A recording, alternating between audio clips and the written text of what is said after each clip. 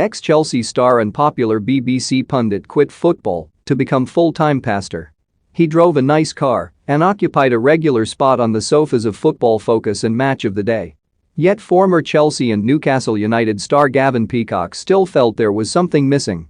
Perhaps it was the thrill of playing in front of a 100,000-strong Wembley crowd in the 1994 FA Cup final. Maybe it was the irreplaceable day-to-day dressing room culture all footballers fall in love with. Whatever it was missing, and Peacock found himself in need of a savior. A flight to Calgary, and many years off studying later, Peacock overhauled his life, left the BBC sofas for good, and embarked on a spiritually fulfilling quest as a pastor. While the transition from expert football pundit to full-time pastor is one very rarely trod in the hustle and bustle of the footballing world, God has never been too far away from Peacock's mind.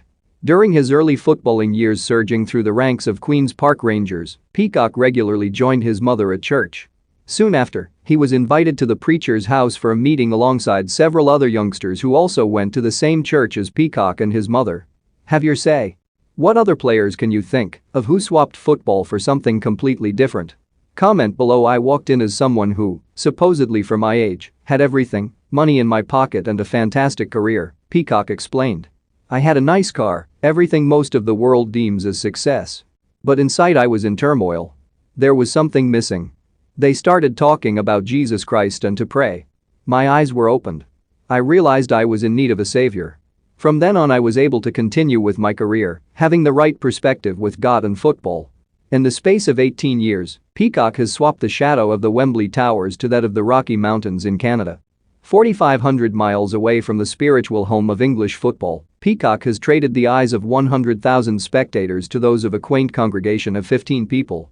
I suddenly felt compelled to do it, I had the urge to preach, Peacock added. I wanted to learn away from the public gaze in England.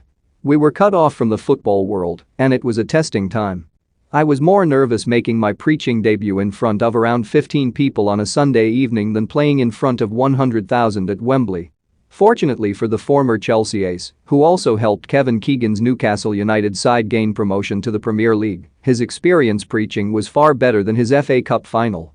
He added, I'd scored both goals in the semi-final over Luton and we started brightly in the final. I hit the bar when it was 0-0.